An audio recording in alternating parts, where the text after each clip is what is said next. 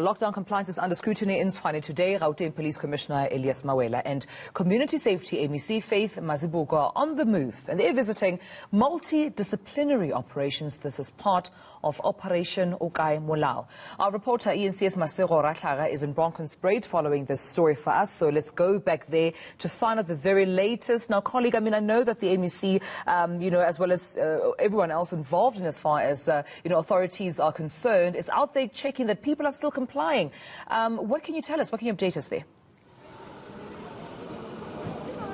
Good morning, Dumelo. Well, we are along the R568 here in Bronkhorstspruit, that is in the city of Tshwane. A little bit closer to Mpumalanga, there have been some vehicles that have been stopped. There's been a stop and search, for instance. They ask you to open the boot, to open your bonnet so that they can check if everything in your vehicle is supposed to be there. If there's anything that's not supposed to be there, you're then arrested. We've seen the Provincial Commissioner Elias Mawela himself actually also participating in some of the searches. So just come with me a little bit, Dumelo. We're going to also speak to the MEC just to find out a bit more. I just want to show you and the viewers exactly what we have been seeing today. For instance, the MEC has asked that this particular vehicle be stopped. She's speaking to the young men, as you can see, who were inside the vehicle, asking them a couple of questions about where they're going. I'm not sure as to what exactly she's found, but she's trying to find a bit more information around why they're here. I'm going to see if I can just squeeze in a quick question to the MEC, Dumelo. MEC Faith Mazibuko. MEC, okay, let me just, I'll explain to you what she's trying to find out, Dumelo. 16. So manje winding esikolweni. Phela intanga zenu ziyafunda. Azihlali lana zihlezi lana emotweni angithi. So niyaphi le? So she's basically trying to find out where 16-year-olds are going, why they're not at school and why they are working. So that's what she's found in this particular vehicle. I'm going to just try and get a little bit of an interview from her. MEC, what is it that you're finding here? I see you asking these young boys some questions. What's your concern with this particular vehicle? All the way from Mozambique, undocumented, 15 years old. And I'm asking them, isn't that they're supposed to be at school at this age? Of course, they don't have answers, and they are going to Zitobeni, they are working there. So that's tantamount to child labor. As much as we do understand challenges that are faced by our neighboring countries, but then to take a young person undocumented, how do they come into South Africa, it means a mystery. But most of all, to come and work. So these young boys are supposed to be at school. According to me, they're supposed to be school so that then they get better grades, they get either matric or even do an ambach, so that then they work legally here in South Africa. So these are some of the challenges that we're picking up here, especially in your rural areas, because that's where they come in and hide and undetected, unlike in townships where it will be easy to actually pick them up. So what's the way forward, MEC, in terms of helping these young boys? Like you're saying, they have no answer for you. Probably they didn't have a choice as to, how they got here, etc. I know we're still going to find out the circumstances, but what's their way forward now? Are they going to be taken to a social development counterpart of yours?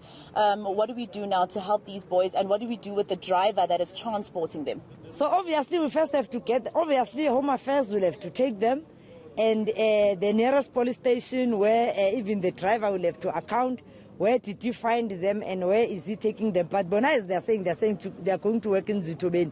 And hopefully, as they engage with Home Affairs will also bring in social development, because it's children under the ages of 18. Obviously, you can't keep them in the cells, but social development will have to step in and be able to assist them.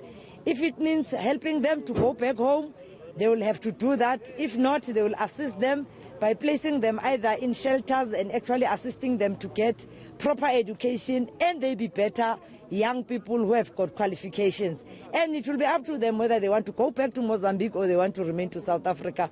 Obviously, it's a long process. In Mozambique, there's no war. You can't say give them asylum. So it's a matter of finding between the embassy and our embassy and be able to assist them one way or the other to be able to sort out their problems.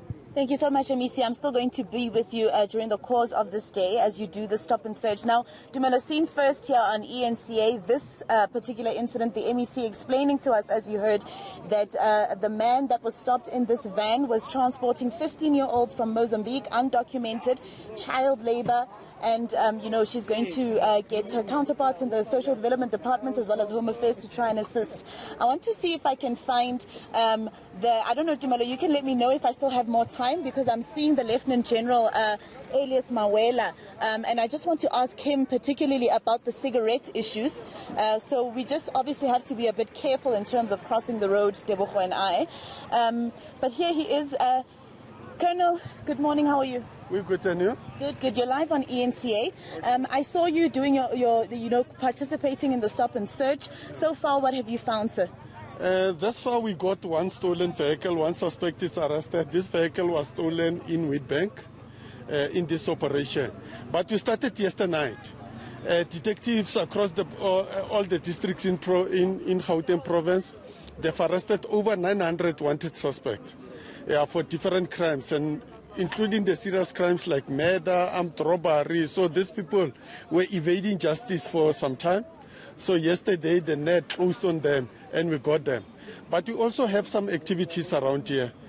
People who check for compliance, they're visiting the second-hand dealers, they're visiting the chop shops, and then we are also here on the road and to check for stolen vehicles. This road, we know that we're having a problem whereby people are being hijacked and vehicles taken away, because you can see it's just an open stretch. People, they stop, some of them, they want to help themselves here in the bush, and then they're being hijacked. So that is why we are targeting this road. Lieutenant, can you just tell me a little bit in terms of illicit cigarette sales? Where are those investigations? I know that you can only particularly speak for the province of Gauteng, but I just want to find out if anybody, for instance, has been arrested for the illicit sale of cigarettes. You know that during the lockdown, it actually seemed to have spiked because of that ban of the sale of illicit cigarettes. Yeah, especially during the lockdown. We've arrested a lot of people dealing with illicit, especially in the Western area. And in some of the cases are finalized, people they were found guilty and so forth. But some of the cases they're still under investigation because of, you will recall that the courts were not functioning 100% because of the lockdown. So there's a little bit of a backlog of cases. But we are confident that we are going to achieve a very good conviction on that one. Thank you so much, Lieutenant, the Commissioner, the Provincial Commissioner of Gauteng, Ndate Elias Mawela. So as you can hear, Dumelo, already so far, we started about 30 minutes ago. There's been a man arrested for a stolen car, and now there's a man who's been arrested for possible, child labor, those 15-year-old boys who will be helped by Home Affairs and Social Development. Well, as of course, Ndate Mawela has also mentioned there, Masoro, that that's quite a busy road in terms of illegal activity and criminal activity there. So I'm sure it's going to be quite a long day for them there as they try and crack down on some of those crimes. But thank you so much, Masoro Ratlaga, ENCA reporter, joining us there from Bronkhorstspruit.